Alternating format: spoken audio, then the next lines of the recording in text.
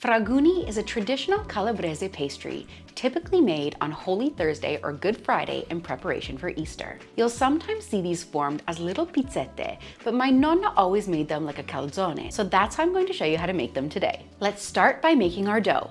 To your mixing bowl, add 3 cups, 360 grams of plain all-purpose or tipo 00 flour. To this, add in half a teaspoon, 2 grams of salt, 7 grams, 1 packet of instant yeast.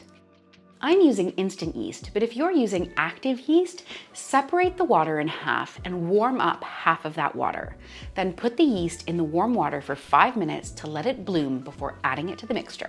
2 tablespoons, 40 grams of honey. And if you'd rather not use honey in the dough, you could substitute the same amount of sugar. 2 tablespoons, 30 milliliters of olive oil. And 1 cup, 236 milliliters of water. Let's get mixing. You could do this by hand, but I'm using a stand mixer and I'm attaching a dough whisk. If you haven't got a stand mixer, you can absolutely mix this dough by hand. It might just take a little more effort when you're kneading, but there's something really satisfying in doing it by hand. And that's how my Nonna would have done it.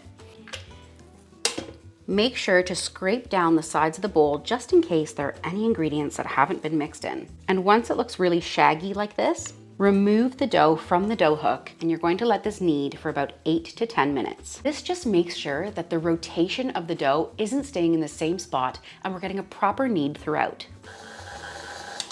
I like to do this a few times through the kneading process just to make sure we're really developing those glutens. Once your dough starts pulling away from the sides of the bowl, it's likely ready. Let's have a look. It feels quite firm and still a little bit sticky, but we want to make sure it doesn't tear when we give it a gentle pull apart. You can see the light through the dough without it tearing, and that's how we know it's created enough gluten. We don't have to knead it anymore. This is called the window pane test, and it makes sure the glutens are developed. Form your dough into a ball and then place it in a bowl. Cover it up and set it aside to prove. This will need to prove for 40 to 60 minutes depending on the temperature in your kitchen.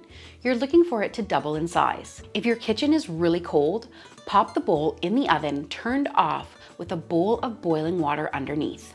If you really didn't want to make the dough, you could just buy a store-bought pizza dough and use that instead. I'm showing you 2 different fillings today, one with meat and one without. But the fillings for this recipe are endless. You can add in whatever you have in the house. It's great with sun-dried tomatoes, some cooked rapini or broccolini, some olives, anchovies. Any savory filling will really mix well in this cheese.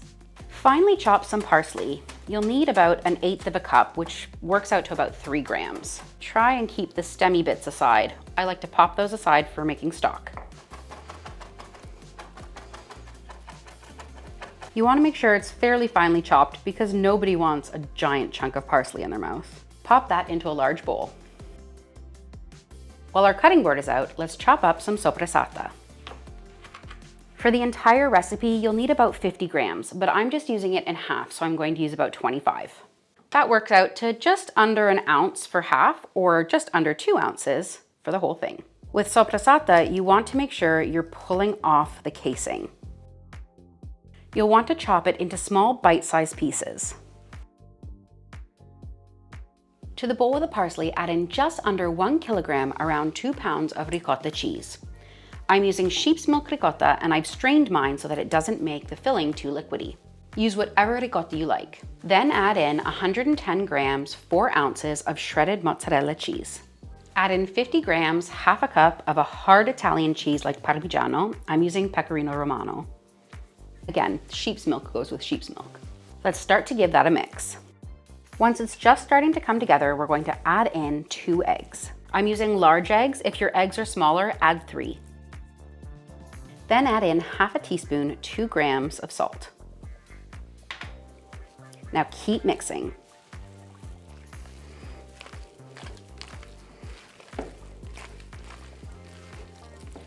Once it looks like this, set it aside while we roll out our dough. Preheat your oven to 180 degrees Celsius or 350 degrees Fahrenheit. Your dough has now doubled in size. Let's get it onto the work surface. Give your work surface a light dusting of flour and then tip out your dough. It is so soft. This is a fairly traditional pizza dough and it's really soft and lovely to work with. And this recipe will make 4 fraguni. I'm just going to lightly dust the top so it's a little easier to work with. Now cut your dough into 4 pieces. Set 3 aside, and we're just going to work with one at a time. Form this into a circle, and then you can either spread it with your fingers or roll it out with a rolling pin. Now roll it out until it's about the size of a dinner plate, around 10 to 12 inches.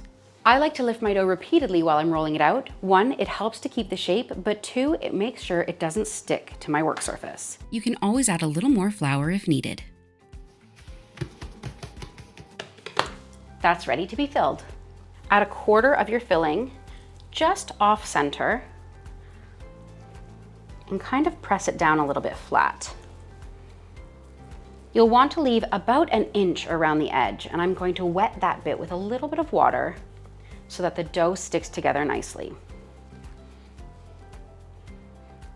Then with your other half of the dough, lift it up and over. You might need to just gently shape the cheese on the inside while you do that. And I like to start from this edge and just press around the edges, moving to each end, making sure we get all of those bits of air out. Now with your edges, you can either crimp them with a fork, or I'm going to twist them over one another so none of the filling comes out.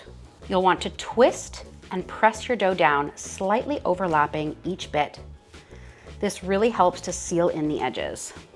Very carefully transfer your fraguni onto a parchment-lined baking tray. If you don't have parchment paper, you can dust the bottom of your baking tray with a little bit of polenta or cornmeal.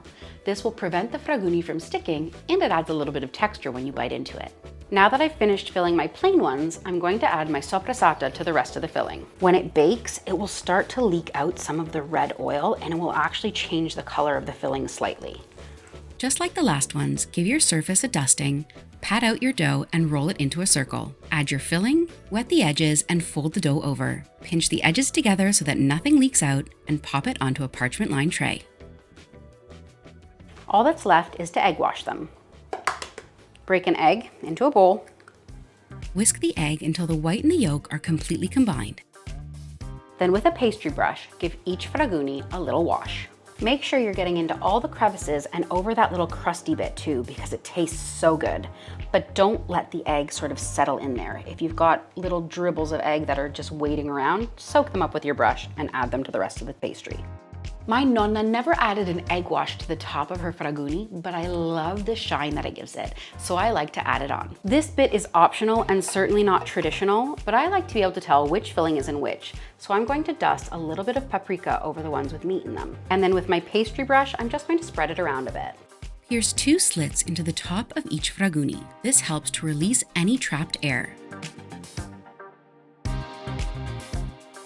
And into the oven. This will need to bake for 20 minutes. My oven temperature isn't always super even, and if yours is the same, you'll want to just give it a spin in the oven halfway through. You'll want to let these cool down a bit before cutting into them. They're best eaten warm, but they're even great cold from the fridge the next day.